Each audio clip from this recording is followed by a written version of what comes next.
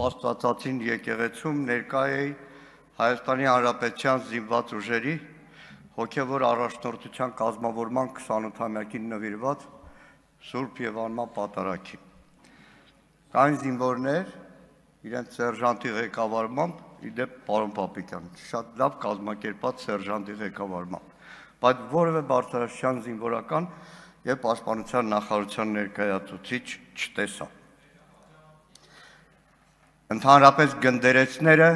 այս 28 տարիներին անգնահատելի դեր են ունեցել մեր զինված ուժերում։ Եվ 44 օրյա պատերազմում էլ եւ ապրիլյանին էլ շատ գնդերեցներ, մի ձեռքում խաչը, մյուսում զենքը իրեն զինվորների կողքին են կանգնել, եղել են վիրավորներ, եղել են զոհեր եւ անհետ կորածներ։ Հիմա բյուջե։ Իրականում պետք է ի սկզբանե ասեմ մի բան։ Մեր ոլորտային առումով անվտանգության հանձնաժողովում զինված ուժերը մի քիչ շատ տարբերվում են մնացած բոլոր հանձնաժողովներից։ Եթե մնացած հանձնաժողովներում ճակատի կարելի է քննադատել, կռվել, վիճել, ամենավերջին բառերն ասել, բայց զինված ուժերի դեպքում մենք գործ ունենք մի կառույցի հետ, որը բոլորինս է, եւ բոլորիս հոգատարությունը պարտադիր է։ Եվ երբ որ այդ հոգատարությունը փորձում են շահարկել, փորձում են չարաշահել, մեր քիչ խոսացածը փորձում են մեր դեմ որպես քարոզչական զենք օգտագործել, ատամները կրճտացնում ես, բայց էլի ասում ես, որ վնաս չտաս մեր երկրի անվտանգությանը, մեր երկրի զինված ուժերին։ Լավ է, որ Բաբկեն Թունյանը իմ Facebook-յան էջին հետևում է։ Հա, հանդիպել եմ, կարճ ժամանակ առաջ զորացրված երիտասարդներ են, որոնք միություն են սարքել, որոնք առողջապահության ոլորտի դեռ ուսանող են, որոնք ֆելչեր են եղել զինված ուժերում, որոնք հենց գետնի վրա են շփվել, տեսել մի ամիս մնացած ժամկետանց դեղերը, տեսել չաշխատող շտաբօգնության են բուխանկեքը, որով զինվորին պետք է օրինակ հոսպիտալ տեղափոխել։ Չեմ ասել, չէ, Բաբկեն Թունյան, որ մի շաբաթ 10 օր առաջ օրինակ վթար էր եղել Մեղրիում։ Այդ նույն շտաբօգնության մեքենաներից մեկի մեքենայել չէր մնում։ Չենք ասել։ Եվ ոչ թե այդ տղեկի հետ հանդիպել ենք ուղղակի դրոշ դարձնելու, այլ պայմանավորվել են, կարծեմ այսօր արդեն նամակն է գնացել է Պաշտպանության նախարարություն, որ գործնական քննարկում արվի, որովհետև այդ ամբողջ գեղեցիկ փաթեթավորման տակ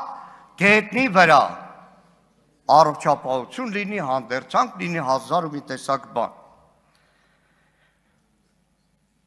Ֆինանսների նախարարին հարց ենք տվել բյուջետային քննարկման ժամանակ։ Ասում ենք լավ, տարբեր ոլորտներ, նույն ներքին գործերի նախարարության դեպքում, արտաքին հետախուզության դեպքում բյուջեում կրճատում ա եղել։ Այդ ինչի մի անգամից վերցրեցիք ու սկսեցիք տարփողել, որ բանակին զինված ուժերի բյուջեն այսքան միլիարդ դրամով կրճատվում է։ Թե այդ ամեն ինչը պետք էր, որպեսզի այս պայն չպետք է գար էլի պարոն Մելքոնյանը։ Հիշեցի։ Սուքասյան, լավ էլի։ Չի կարելի, պարոն Հեսա կասենք։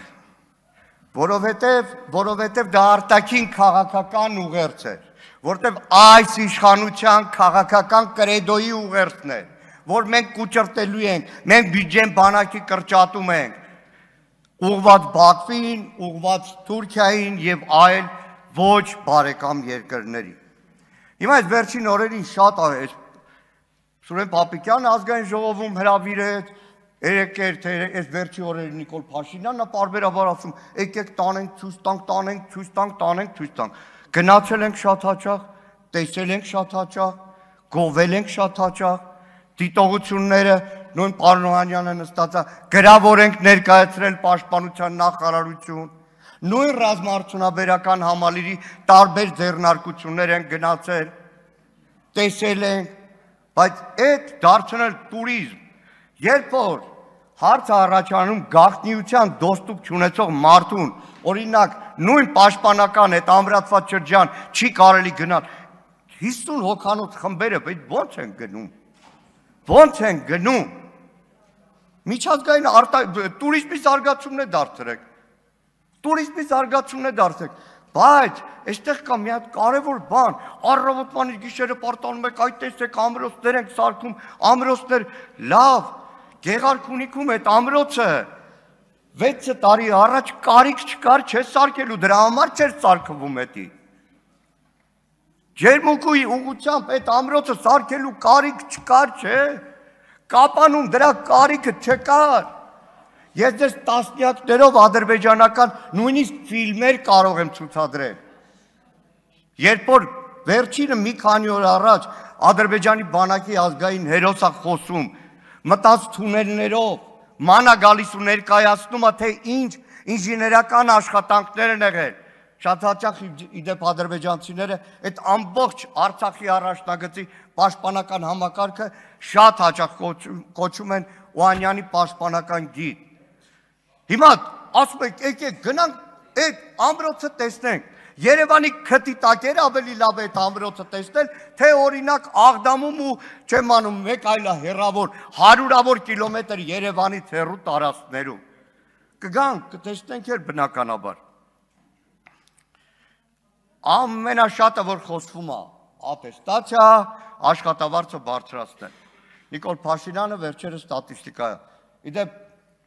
ուզում եմ հիշեցնեմ Նիկոլ Փաշինյանին, որի բերած ստատիստիկաները մեկ-մեկ այնքան վատ կանխազգացումների տեղիք են տալիս։ 20 թվականի հունվարին հիշում եք, Նիկոլ Փաշինյանը ստատուս գրեց, թե բանակում պատմական մինիմումով զոհեր ու կորուստներ ունենք։ 20 թվականի հունվարի։ Հիմա, երբ որ թիվեր հրապարակում 700,000, 30 պայմանագրային զինծառայող ստանում է 700,000, 30 չէ, 130, 230 նույն մարտական հերթապահություն իրականացնող պայմանագրայինների նամակներն ու գրությունները կարող եմ ուղարկել, որոնք նույն մարտական հերթապահություն իրականացնում են ոչ բարձր աշխատավարձով։ Ու ունեն բազմաթիվ պատճառներ, որ չեն կարողանալու այդ ատեստացիան անցնել։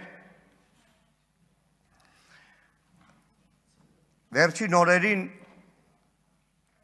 կառավարության կողմից նոր ուղեր ցղվեց։ Պարզվում է մեր բանակը իր ֆունկցիոնալությամբ պետքա փոխվի, ոչ թե մարտունակ բանակ, այլ պաշտպանունակ բանակ։ Պարոն Պապիկյան, այդ ձեր մշակած կերպափոխման հայեցակարգն է, որը հաստատվել է, չէ՞ պետքա կյանքի կոչեք, որտեղ իդեպ ասում եք,